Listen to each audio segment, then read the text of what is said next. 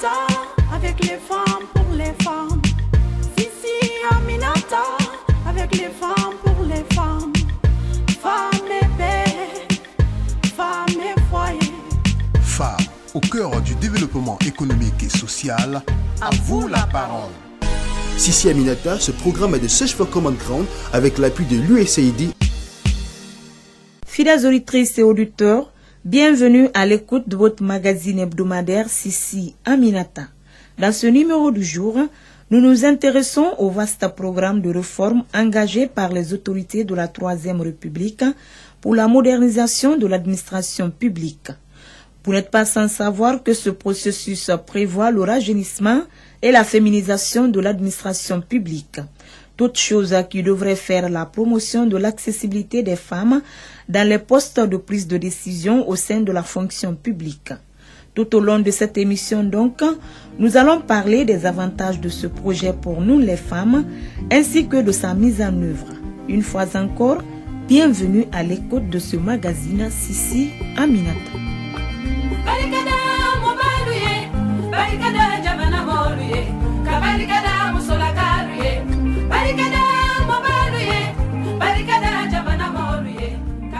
Selon les statistiques, plus de 50 à 60% des cadres de l'administration guinéenne ont atteint 50 ans révolus et seulement 7% ont moins de 30 ans.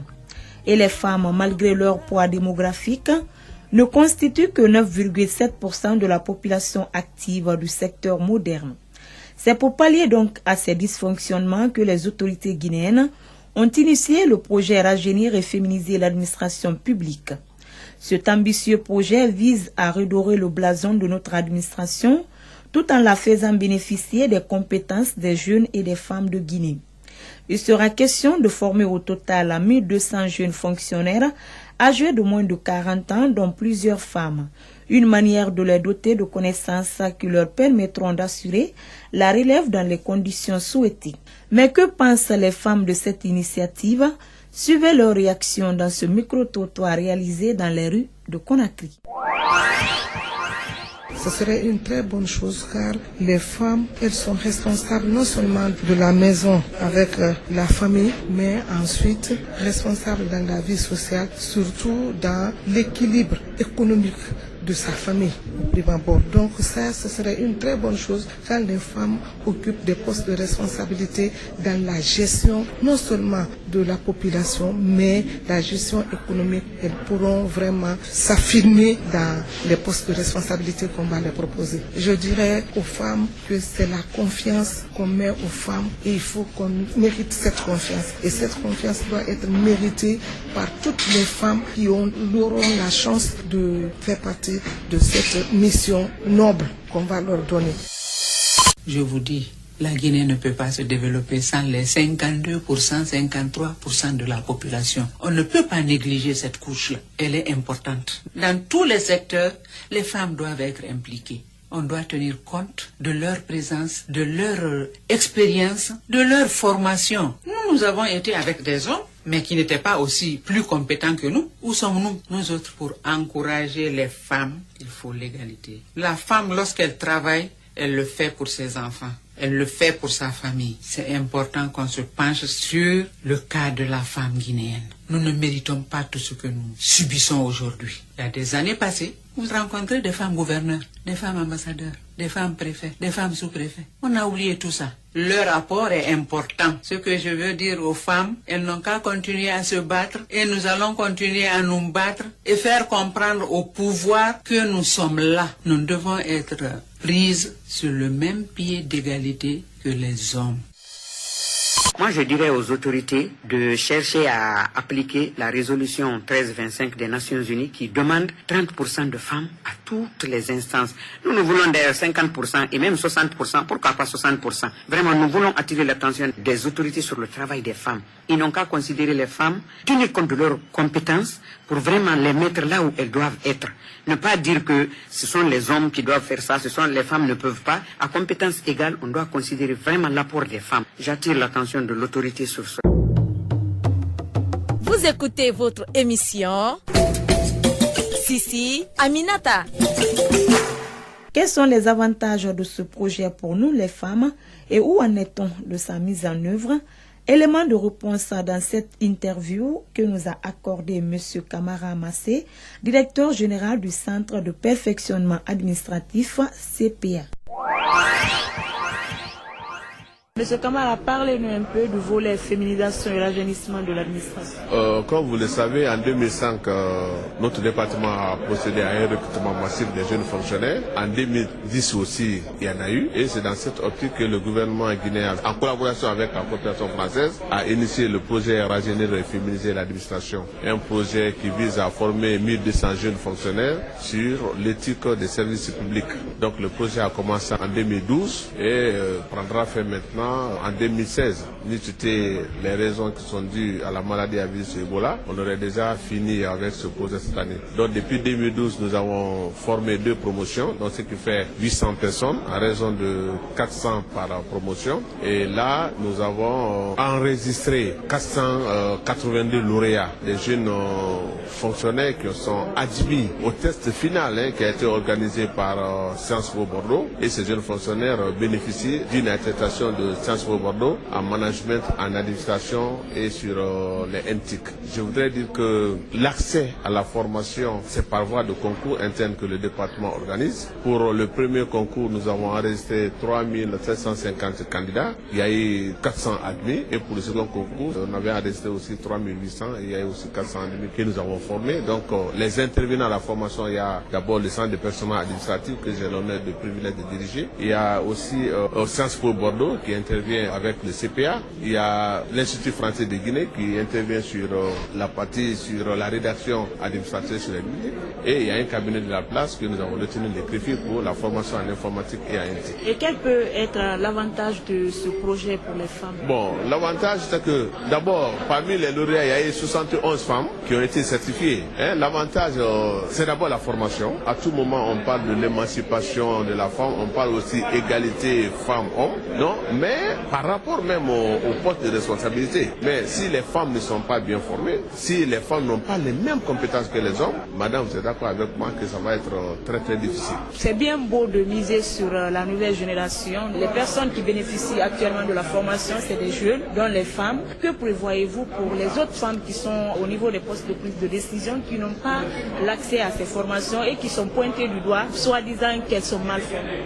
Je voudrais vous rappeler d'abord de la mission du centre de perfectionnement administratif de CPA. Le CPA a pour mission la mise en œuvre de la politique du gouvernement dans le cadre du perfectionnement des agents de l'État. Parmi ces agents, il y a les femmes. Donc, Rajeunir et féminiser, c'est un projet. Mais la mission du centre, elle est permanente. Donc, nous initions des sessions de formation à l'intention de toutes les couches sociales. Donc, pour cette année, déjà, nous avons formé à peu près 1500 fonctionnaires, parmi lesquels il y a aussi des femmes. Donc, on sait que l'accès à la formation dans le cadre du projet Rajeunir et féminiser n'est pas accordé à tout le monde. Mais comme nous sommes là, nous organisons des sessions de formation, nous organisons des séminaires à l'intention des cadres et les cadres vraiment y répondent. Et nous pensons aussi que certaines femmes, les femmes qui n'ont pas eu la chance d'accéder, ou bien l'âge a vraiment accédé les 40 ans, parce qu'il faut être âgé de moins de 40 ans pour accéder à la formation. Je pense que les séminaires, les sessions de formation que le CPA organise sont les bienvenus pour ces femmes-là. Pour finir, M. Kamara, quel message justement vous avez à lancer aux femmes par rapport à ces différentes formations? Moi, le seul message que je voudrais dire, c'est que le meilleur investissement, c'est la formation. Donc je voudrais inviter, je voudrais encourager les femmes pour qu'elles acceptent d'abord de se former et qu'elles prennent part à toutes les occasions de formation, qu'elles soient organisées soit par le CPA ou bien par d'autres départements ou bien par d'autres institutions. Il faut que les femmes soient là, il faut qu'elles soient présentes. Le constat révèle qu'en Guinée, les postes supérieurs sont occupés majoritairement par les hommes, tandis que l'on retrouve plus de femmes dans les emplois subalternes. Une situation qui n'est pas souvent due au manque de compétences de la gente féminine, comme certaines personnes le pensent. Pour mieux cerner donc cette question de disparité entre hommes et femmes dans l'administration publique, nous nous sommes entretenus avec Mme Nabé Binta de la CONAC-DCF, la Coalition nationale de Guinée pour la défense des droits et la citoyenneté des femmes.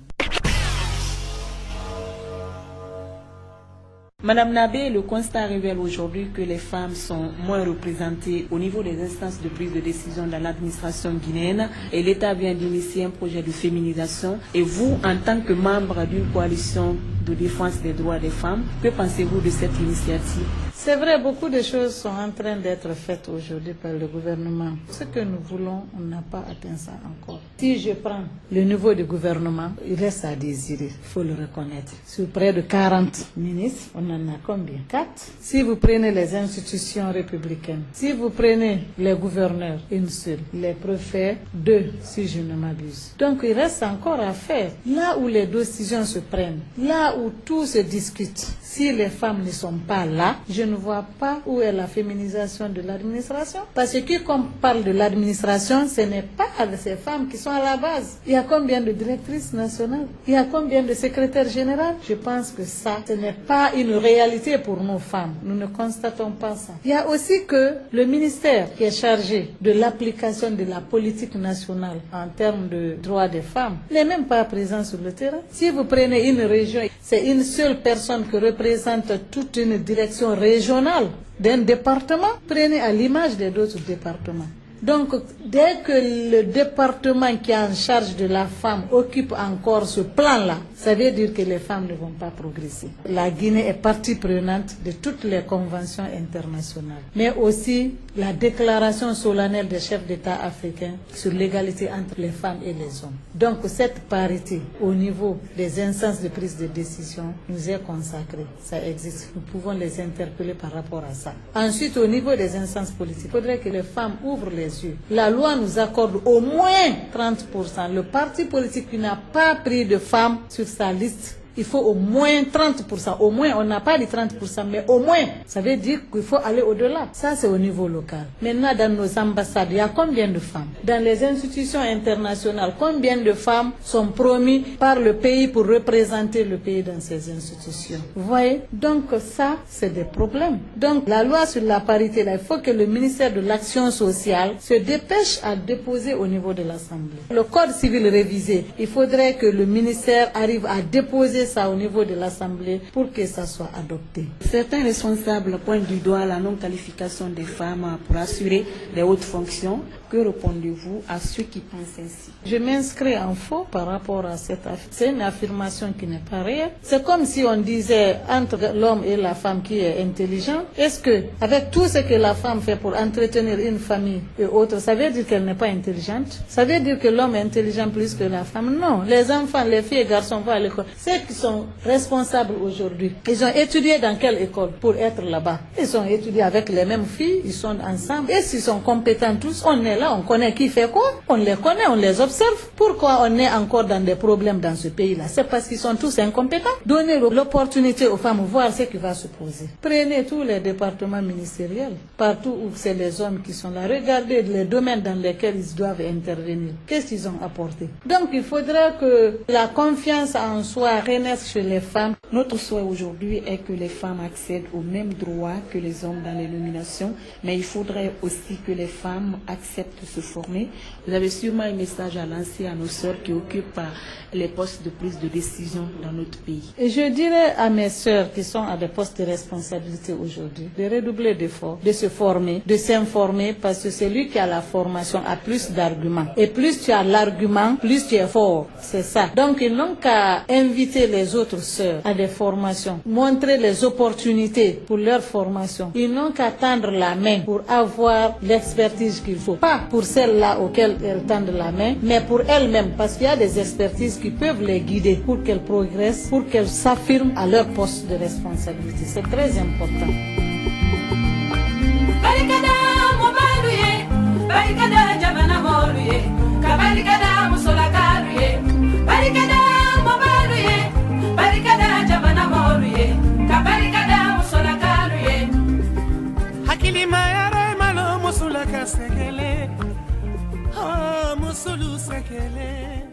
Chers auditrices et auditeurs, voilà comment on se quitte au compte de votre magazine Assisi Aminata.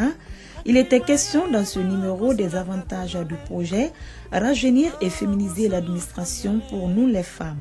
Une manière d'interpeller chacune de nous a toujours misé sur la bonne formation pour espérer être à des postes de prise de décision. Mes chères dames, quand on veut, on peut. Allez les femmes! Vous voulez réagir à cette émission? Envoyez-nous un SMS au 622 31 39 81 ou appelez-nous au 622 05 05 33. Vous pouvez également nous envoyer un mail sur guinea@sfcg.org ou nous suivre sur notre adresse Facebook Search for Common Ground Guinée. Ici Aminata, avec les femmes pour les femmes. Ici Aminata, avec les femmes pour les femmes. Femmes et paix, femmes et foyer. Femmes au cœur du développement économique et social. À vous la parole. Sissi Aminata, ce programme est de Search for Common Ground avec l'appui de l'USAID.